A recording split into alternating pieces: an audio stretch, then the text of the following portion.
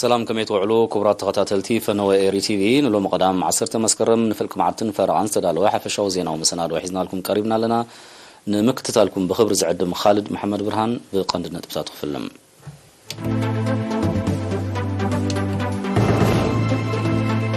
أما حدار زوبادو وقيح بحري مسنبرتي أبتبار مربات المعاد زتيو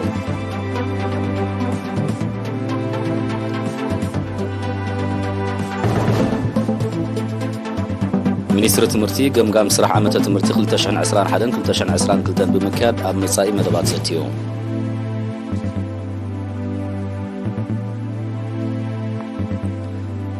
ኤርትራው ተቀዳዳማይ ቤልጂማዊት ክለብ ኢንተር ማርሽ ቢኒያም ግርማይ ኣብ ካናዳ ዝተኻየደ ውድድር ሳልሳይ ወፂኡ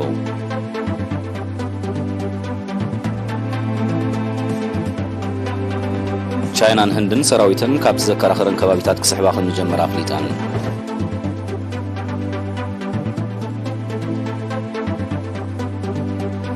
ሰራዊት ኢራን ውሽጣዊ ዓቕሚ ሃገሩ ዘማዕበላ ሓድሽ ስትራቴጂያዊ ሚሳይል ከም ዝፈተነ ሓቢሩ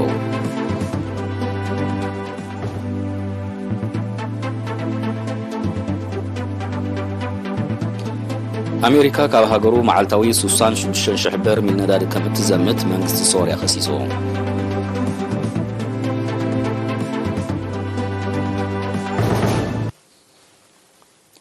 زرزر زينا أم حداري زوادو وغيح بحري أمباسادر محمد سعيد مانتاي بشوعتن شمونتن مسكرم مسنبرتن سرحتنياتات من قسنا بزقور ركب أبتقباره مدبات المعاد زتيوم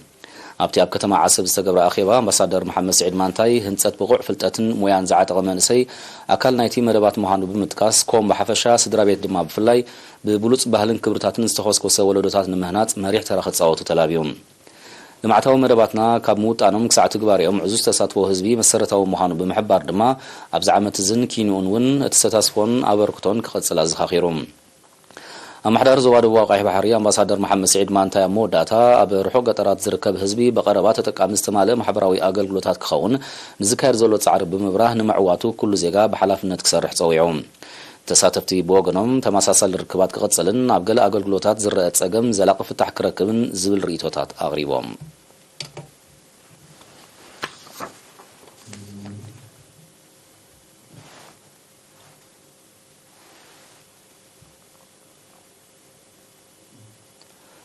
منيستر تمرتي قام سرع عامة تمرت 2021 بمكياد أب مدبات زمت عامة تمرت زيتيوم غازيتينها ساميل هابتا ميكائيل بملكع تسابسام زدالو تحستو سامراويت ليبيو خطورو بيا منيستر تمرتي بشمونتن جعتن مسكرم أبسمرا أبز قبرو أخيبا أب عامة تمرتي 2021 نزا سالاسولم نتفتات قمقمون آمناي متأمر سرح زتيون تساتفتي أبتي بحلفتي جنافر أبزواتات مأكل مياوي سلطانا ساوان أهقراوي أبعت تمرتي محبر حكومات إرتراوان أبسعود عربن نزا غربت سبسابات كمون بمنيستر تمرتي وطن ممرحتات وطيام زتتقبرون زي تتقبرون عمامات بعمقات قمقمون أتقمقام بغندو أمرقات معرينة تمرتي تسالت عمامات وصيتون تغبار سرعه تمرتي مرغات بقع درجه زحلو عينه تمرتي تساتفو رق انستيو اب كل درجاتات مدبات مطفا مهمنتن عريوتن بهلاوي سبورتاون طعناون نطفتات انقطات مقراص مترافن تمهارو ديسيبلين ممحاش توسدو سغومتات ابركتو تمهارو ام مدبات وفر لمعات محدر احدرتي ابيات تمرتي اغلغلوت مشاتاو تمرتي تكنيكاون مياون سلطاناتات كمون اوشتاو بقع زواتات ابيات تمرتن ماكلات سلطانان زتو كورنيرو تساتفتي اب حيالن دخمن قونتات ناتي تسالسل عماماتن زغربت صبصاباتن دحر زكاير وزته ممحياش كونتات سرحن درجه ممهرانن معزات ترى منيسترتات ممحدارات محبراتن تكالاتن حتو كوماوي ابيت تمرتي استواهد مئزانات حصانات حدث ابيت تمرتي تران ابركتن ممحدار زواتات ام معبال قونقاده كمون حصرت مسالاتات قلحتا كوهابو تلابيوم ام منيستر تمرتي وانا دايركتور كفري مرمر مبعل عام 7 اتو بيتروس هايل ماريام ابزهابو معصو قال عامه تمرتي 2021 بتزاماري دحن كان تنبره ززاني كم زي كونه بمتقاس ابتم قدامو زدليوم شنخات بعل معنت كسرح ازخاخيرون اتو بيتروس اسعيبو بتساتفتي ابز قربو حطوتاتن رؤيتاتن حفوشا مبره دحر مهاب اب عامه تمرتي 2023 ام محاش عناتاون بقعه تمرتي كومدما اغلغلوت تمرتي فلويد لزلو تمهارو بسرعه كسرح وطن كم زلو غليصو ኤርትራ ዓለማዊ ማሕበር ምሕዝነት ህዝብታት ሱዳን ናብ ዝወደቦ ንልዕሊ 18 ሃገራት ዝወከሉ ማሕበረኮማት ኣብ ዝተኻፈለሉ ፌስቲቫል ተሳቲፋ ኣብዚ ምሕዝነት ህዝብታት ኣፍሪቃ ይዓንብብ ብዝብል ቴማ ካብ 4 ክሳብ 6 መስከረም ዝተኻየደን ኣብ ሱዳን ዝመደበሮም ኣምባሳደራትን ማሕበረሰብ ዲፕሎማስን ዝተረኽብሉን መደብ ምስ ባህላዊ ኣነባብራ ልምድታትን ወግዕታትን ሃገራት ዘላሊ ትሕዝቶ ቀሪቦም ኩርናዕ ኤርትራ ድማ ንመደባት ልምዓትን ገስጋሶምን ዝገልጽ ስእላዊ ምርኢት ከምኡውን ባህላዊ መግብን ናውትን ቀሪቡ ምንባሩ ክፍለጥ ተኻኢሉ ጸሓፊ ማሕበር ምሕዝነት ኤርትራን ሱዳንን ኣሰይድ እድሪስ መሐመድ ሰዒድ ኣብ ዘስምዖ ቃል ከምዚ ዓይነት መደባት ኣብ ምድፋዕ ዝምድናታት ሽርክነታዊ ምትሕግጋዝን ባህላዊ ምትእስሳርን ህዝብታትን ሃገራትን ልዑል ተራ ከም ዘለዎ ብምጥቃስ ብዝለዓለ ክድፈኣሉ ተላብዮም ዋና ጸሓፊት ዓለማዊ ማሕበር ምሕዝነት ህዝብታት ሱዳን ኣሰይድ ሰልዋ መሐመድ ማሕጁብ ብግዲኣ ንኹሎም ነቲ ፌስቲቫል ምውዳብን ምድማቕን ኣበርክቶን ዝገበሩ ኣካላት ድሕሪ ምምስጋን ነባሪ ዝምድናታት ሃገራት ኣፍሪቃ ንምድልዳል ኣበርቲዖም ከም ዝሰርሑ ኣረጋጊጻ ኣብቲ ፌስቲቫል ብርክት ዝበለ ሃገራትን ዝተፈላለያ ኣፍረይቲ ትካላት ሱዳንን ምህርተን ከም ዘቕረባ እቲ ሓበሬታ ብተወሳኺ ኣፍሊጡ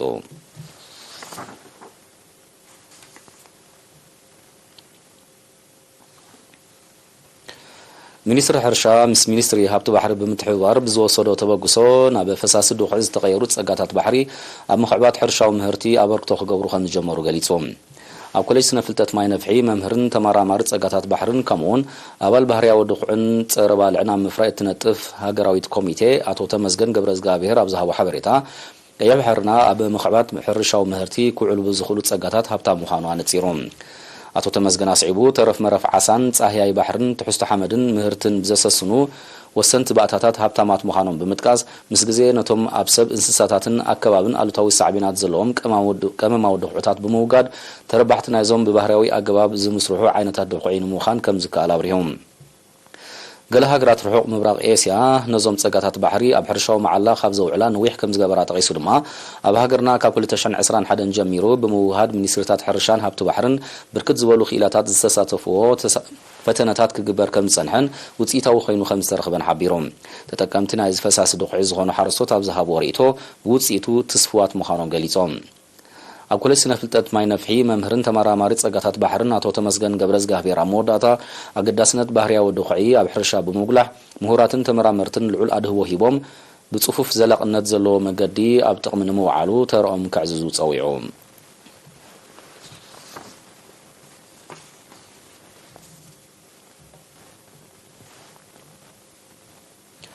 ኣብ ዞባ ማእከል ተሪዮ ገበን ንምክልኻል ሕብረተሰባዊ ክብርታት ብግቡእ ክኹስኮሱን ክሰርጹን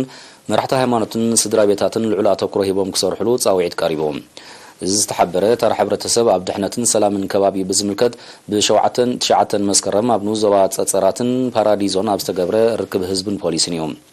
ኣዛዚት 4ይ መደብ ፖሊስ ካፒቴን ሰንበላዊ ተረዳ ኣብ ዝሃበቶ መግለጺ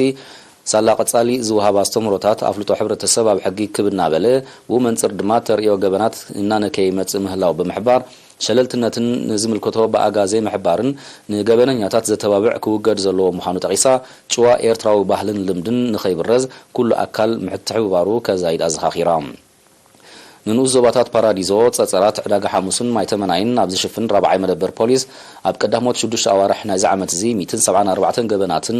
59 በደላትን ከም ዝተመዝገበ ካብቲ ገበናት ድማ ንኣስታት 50 ሚእታዊት ፈጸምቲ ብምትሕብባር ህዝብን ፖሊስን ከም ዝተረኽቡ ካፕቴን ሰንበላዊት ብተወሳኺ ገሊጻ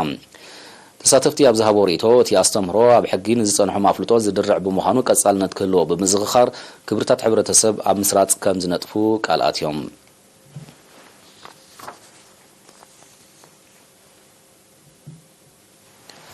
ትማሊ ኣብ ካናዳ ኣብ ዝተኻየደ ናይ ሓደ መዓልቲ ውድድር ኤርትራዊ ተቐዳዳማይ ቤልጂማዊት ክለብ ኢንተርማርሼ ቢንያም ግርማይ ሳልሳይ ወፂኡ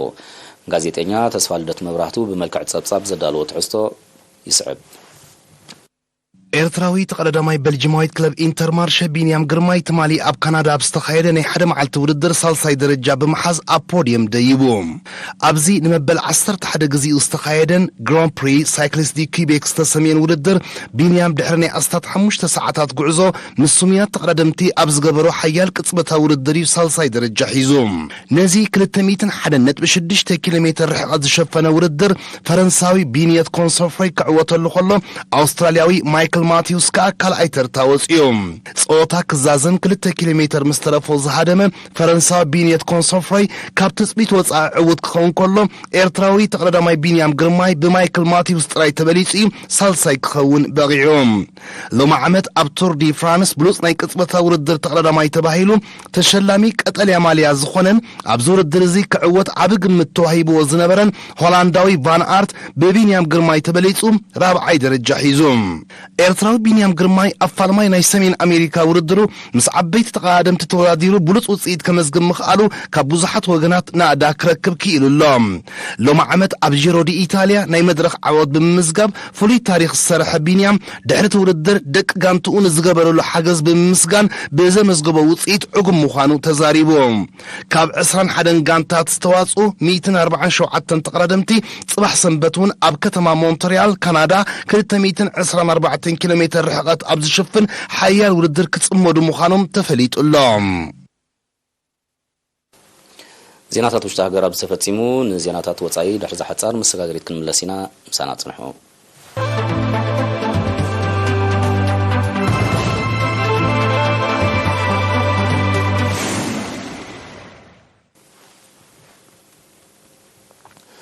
ቻይናን ህንድን ሰራዊተን ካብቲ ዘከራኽረን ከባቢታት ምዕራባዊ ክፋል ሂማላያ ክስሕባ ከም ጀመራ ኣፍሊጠን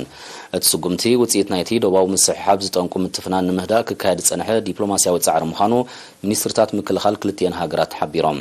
ቻይናን ህንድን ኣብ 2020 ኣብ መንጎ ሰራዊተን ዝተወልዐ ግጭት ንምህዳእ ዛጊት ናይ 16 ዙርያታት ዲፕሎማስያዊ ርክባት ከም ዘካየዳዮም ጸብጻባት ዝጠቕሱ ፕሬዚደንት ቻይና ሺ ጂንፒንግ ቀዳማይ ሚኒስትር ህንዲ ናሬንድራ ሞዲን ጎንጎንቲ ዝመጽእ ሰሙን ኣብ ኡዝቤኪስታን ዝካየድ ዋዕላ ውድብ ሃገራት ሻንጋይ ተራኺቦም ብዛዕባ እቲ ጉዳይ ክዘራረቡ ትጽቢት ይግበር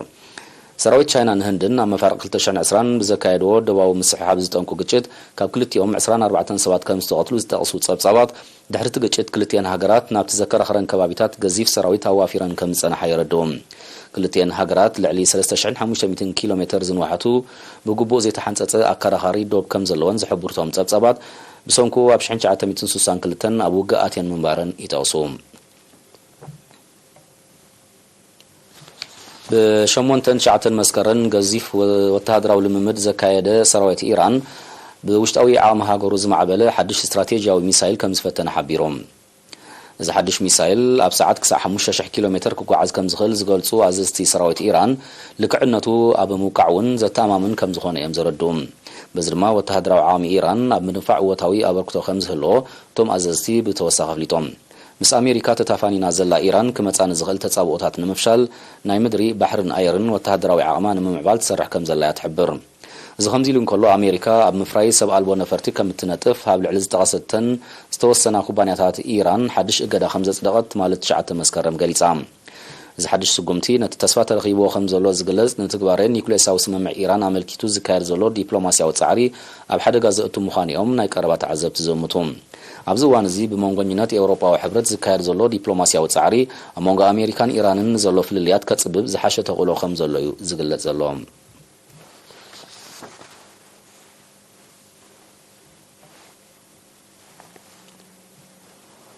ኣሜሪካ ካብ ምብራቃዊ ክፋል ሃገሩ መዓልታዊ ብገምጋም 66,000 በርሚል ነዳዲ ከም እትዘምት መንግስቲ ሶርያ ኸሲሱ እቲ መጠን ዓመታዊ እናወሰኸ ይመጽእ ከም ዘሎ ዝገለጸ መንግስቲ ሶርያ ኣሜሪካ ብዘይ ቅድመ ኩነት ክትወጽእ ደጊሙ ጸዊዑሎ መንግስቲ ሶርያ ህላዋ ኣሜሪካ ብሃገሩ ከብቅዕ ጻውዒት ከቕርብ ናይ ፈለማ ከም ዘይኮነ ዝጠቕሱ ጸብጻባት ኣሜሪካ ግና በኣንጻሩ ህላዋኣ ተስፋሕፍሕ ከም ዘላ ይረድኡ እዚ ከምዚ ኢሉ እንከሎ ካብ ሰሜናዊ ምብራቕ ሶርያ ዝተዘምተ ነዳዲ ዝፀዓና ልዕሊ 80 ቦታት ኣሜሪካ ትማልት 9 መስከረም ብስቱር ናብ ኢራቅ ከም ዝኣተዋ ተቓሊሑ ቀንዲ ዕላማ ወተሃደራዊ ህላዋ ኣሜሪካ ኣብ ሶርያ ጸጋታት ንምዝማት ምዃኑ ኣቐዲሙ ክሕበር ጸኒሑ እዩ ብሰንኪቲ ዝምታ ሶርያ ካብ 2011 ክሳብ ሕጂ ካብ ጽላት ነዳዲ ክትረኽቦ ዝግባኣ ልዕሊ $100 ቢልዮን ከም ዝኸሰረቶ እዮም ጸብጻባት ዝሕብሩ እዚ ከምዚ ኢሉ እንከሎ ኣብ ናይጄርያ ኣብ ዝሓለፈ 8 ኣዋርሕ መዓልታዊ ብገምጋም ልዕሊ 400,000 በርሚል ነዳዲ ዝመት ከም ዝነበረ ወግዓውያን ጸብጻባት ሃገራ ነጺሮም በዚ ድማ ኣብቲ ሃገር መዓልታዊ ክፈሪ ዝግብኦ ኣስታት 2 ሚልዮን በርሚል ናብ ኣስታት 1 ሚልዮን በርሚል ወሪዱ ከም ዘሎ እቶም ጸብጻባት ኣረድዮም ኣብ ናይጄርያ ኣብ መስመራት ነዳዲ ዝኸሰት ተደጋጋሚ ሓደጋታት ባርዕነት ግን ኣካልቲ ኣብቲ ጽላት ዝካየድ ዘሎ ዝምታ ምዃኑ እዩ ዝግለጽ ዘሎ ኣብታ ምዕራብ ኣፍሪካዊት ሃገር ከም ዘሎ ብዝግለጽ ልዑል መጠን ምጥፍፋእን ትሑት ምቁጽጻር ጸጋታትን መጠን ዝምታ ነዳዲ ዓመታውን እናወሰኸ ይመጽእ ከም ዘሎ ይጥቀስ። ብሰንኪ ተርእዮ ብፍርያት ነዳዲ ኣብ ኣፍሪካ ኣብ ቀዳማይ ደረጃ እትስራዕ ናይጄርያ እታው ነዳዲ ክትጽበ ተገዲዳ ከም ዘላ ናይ ቀረባ ተዓዘብቲ ይሕብሩ።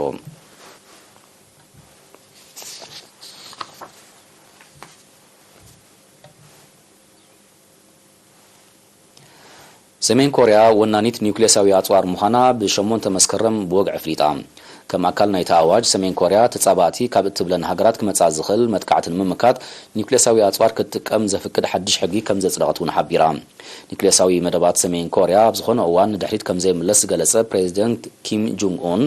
ነቲ መደብ ደው ንምባል ክካየድ ንዝኽእል ዲፕሎማስያዊ ዘተ ከም ዘይቅበሉ ኣረዲዮም። ኒውክሌሳዊ መደባታ ዋሕስ ልኡላውነታን ግዝኣታዊ ሓድነታን ምዃኑ ዝገለጸት ሰሜን ኮርያ ንምድንፍዑ ብዕቱብ ትሰርሕ ከም ዘላ ኣፍሊጣ ኣላ። ካብ 2006 ክሳብ 2017 6 ኒውክሌሳዊ ፈተነታት ዘካየደት ሰሜን ኮርያ ኣገዳሲ ምዝኸውን ተወሳኺ ፈተነታት ከተካየድ ከም እትኽእል እያ ክትሕብር ጸኒሓ። ሰሜን ኮርያ ኣብዚ ዓመት እዚ ኣህጉር ሰገር ዝርከቡ ሓያሎ ፈተነታት ሚሳይል ከም ዘካየደት ጸብጻባት ይሕብሩ።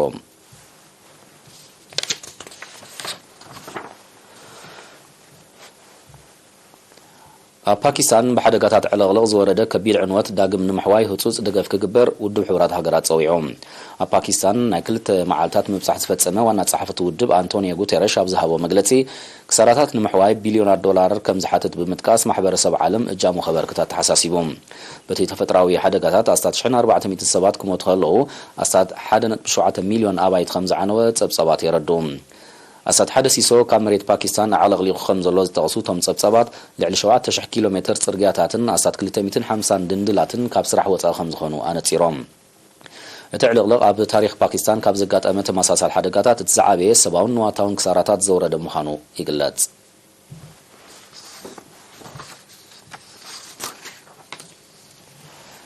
ዜናዊ መሰናዶና ንምዝዛም ኣርእስታት ዜና ክንደግም።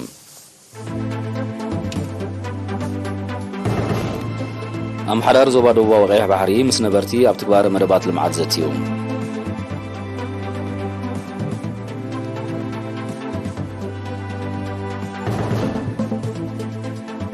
ሚኒስትሪ ትምህርቲ ገምጋም ስራሕ ዓመተ ትምህርቲ 2021-2022 ብምክያድ ኣብ መጻኢ መደባት ዘትዩ።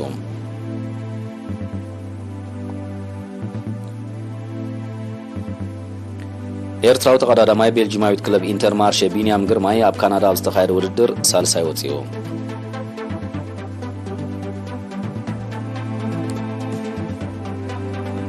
ቻይናን ህንድን ሰራዊተን ካብ ዘከራኸረን ከባቢታት ክስሕባ ከም ዝጀመራ ኣፍሊጠን።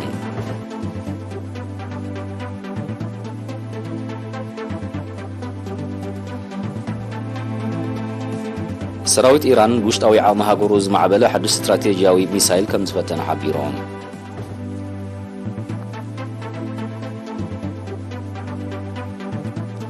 ኣሜሪካ ካብ ሃገሩ መዓልታዊ 66,000 በርሚል ነዳዲ ከም እትዘምት መንግስቲ ሶርያ ኸሲሱ።